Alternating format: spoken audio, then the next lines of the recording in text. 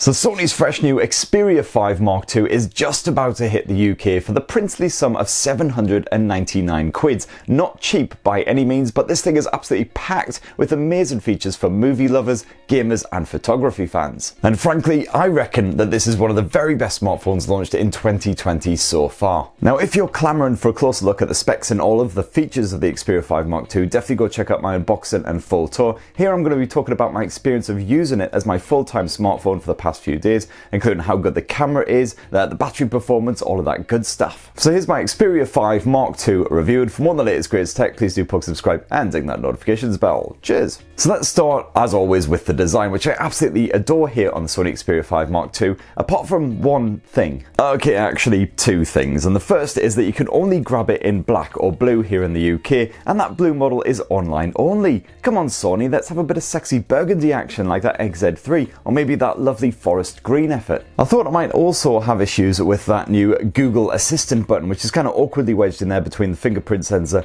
and the camera shutter button. Thankfully it was absolutely fine because it's flush with the surface. I found that I didn't accidentally press it at all. That is until this morning, where twice now I've gone to pick it up off my desk and I've actually pushed in that button and called up the bloody assistant. So actually it is slightly annoying, especially as I can't find any way to deactivate it or reassign it in the settings menu. So yeah, I've got three problems with the design then. And the third thing that I dislike about the Xperia 5 Mark II's design is the fact that it is a slippery motherfucker. Put this thing on any surface that isn't completely flat and it will glide towards the edge like a bloody lemon, intent on hurling itself into oblivion. And also, whatever you do, make sure you don't pull the Xperia too enthusiastically out of your pocket or bag, because one time I did that and it went flying out of my grasp straight away. It almost took out my daughter, who was just an innocent bystander. Instead it just went and slammed into my monitor, which obviously was loads better. But the one good thing about that otherwise deeply traumatizing incident is the fact that it provided an impromptu hardiness test for the Xperia 5 Mark II, a test which thankfully it passed with flying colours. It's clad in Corning Gorilla Glass 6 front and back, and there's not a nick on this thing despite that blunt force trauma. This thing is tougher than a concrete Jason Momoa, so it's not really a problem that you don't get a bundled cover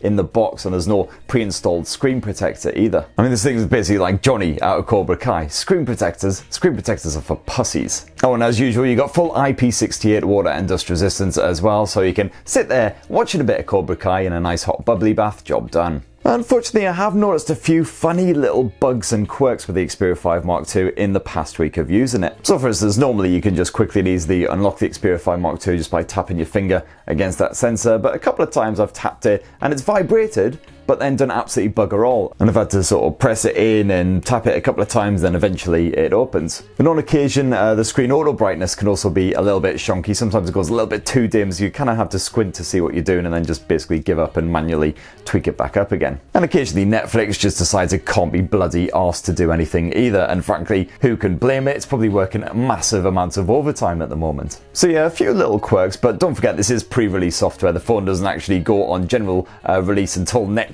week, so hopefully there'll be a nice little update ticking through over the weekend. They'll just kill all of that flat dead. And I still do love the software experience here on the Xperia 5 Mark II anyway. It's absolutely packed with great handy features like a proper one-handed mode, while that 21:9 display is perfect for split-screen multitasking with a pair of apps at once. And I don't think anyone will be stunned or shocked to hear that the media chops of the Xperia 5 Mark II are frankly stunning. That 6.1-inch OLED display with its 21:9 aspect ratio is absolutely perfect for cinematic fare. Although yeah, fair enough, it is less perfect for more traditional content. No, you don't get 4K resolution visuals like the Xperia 1 Mark II, but those Full HD Plus visuals are perfectly crisp on, don't forget, this smaller display. And yet you got that creative mode again, which slightly alters the visuals in movies shot with Sony's Cine Auto Tech, so they're true to the director's final edit. Personally, I could just take it or leave it as usual. It may interest cinephiles, but I still don't really get anything out of it. What I do love, however, is that buttery smooth 120Hz refresh rate. Ugh. And we are all good on the audio front too. Those stereo speakers aren't as powerful or as full-bodied as the flagships, but at least the audio comes through nice and clear. That 3.5mm headphone jack is an absolute godsend, and it basically means that the Sony Xperia 1 and 5 are the only sort of flagship style phones offering this functionality. And then there's so much more packed onto this thing as well. The LDAC support means that streaming to Bluetooth headphones is fantastic. It's a stutter-free experience and sounds amazing. You've got support for high-res audio tracks, you've got Dolby Atmos, and of course you've got Sony's own digital sound enhancement engine Ultimate Edition, which can help rescue your crappy compressed tracks. So basically, audiophiles as well as cinephiles are very well catered for indeed. Now let's have a shifty at the performance, and what you get here is the Snapdragon 865 from Qualcomm, not the Plus model, but then very few phones are actually bothering to jump on board with the Plus, and you get 8GB of RAM stuffed in there too, so the performance on the whole is absolutely cracking. Now, I already showed off the excellent gaming chops of the Xperia 5 Mark II in my full unboxing and tour, including a good in-depth look at that game enhancer feature, which is absolutely fantastic, especially if you want to be gaming all afternoon long with the likes of the HS power control. You can fiddle with all of the performance settings and even the refresh rate settings here on the Xperia 5 Mark II as you're gaming as well, which is fantastic. And I still can't really notice much of a difference between the 120 and the 240 frames per second modes, but to be fair, at 120 Call of Duty looks absolutely hot. And of course, great news for PlayStation owners, because yes, you've got a bit of remote play support once again, so you can stream your PlayStation 4 sessions straight to the smartphone.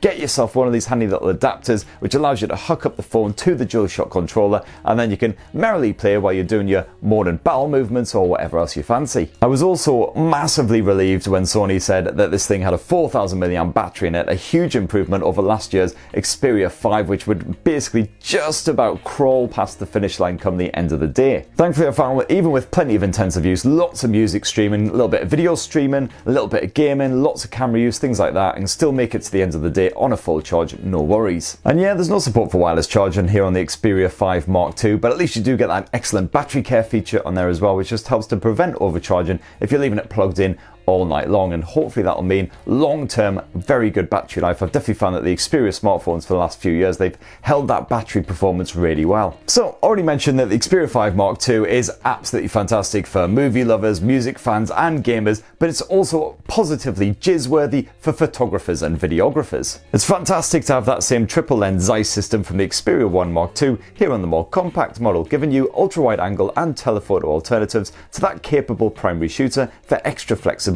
and ease of use. They're all 12 megapixels, which might sound a little bit weedy in this day of 64 or even 108 megapixel camera sensors slapped onto smartphones, but don't let the numbers put you off. My test shots still look perfectly sharp on a monitor thanks to the fine detail capture and processing as well, and colours also appear natural, not too warm or cold, even when the lighting is against you or when you're shooting under the beam of halogen lights. And that remains the case when you flip to the ultra-wide angle or telephoto lenses, which also serve up natural looking snaps. You do get the usual fisheye distortion when you're shooting a close-up subject with that ultra-wide angle lens, but you can also grab some quite dramatic shots. Meanwhile, that telephoto effort can help get you closer to the action when needed, helpful if you're trying to shoot an active subject in particular, like a hyperactive child off its tits on Starburst. Speaking of which, one of the serious advantages of Xperia smartphones over other camera phones is definitely the excellent autofocus and auto exposure, which are an absolute godsend when you're trying to shoot and moving subjects like a kid who won't keep bloody still. And these remain active even when you're using the burst shot to grab loads of snaps at the rate of 20 frames per second, so you can go back later and choose the best effort. And also, the Xperia 5 Mark II is further proof that no, you don't need a macro lens on a smartphone, as if further proof was really bloody needed. This thing can take perfectly good close-up shots with a standard 12 meg lens, capturing plenty of detail from a quite weeny distance. In HDR situations, I did unfortunately see some oversaturation when the lighting was a bit harsh,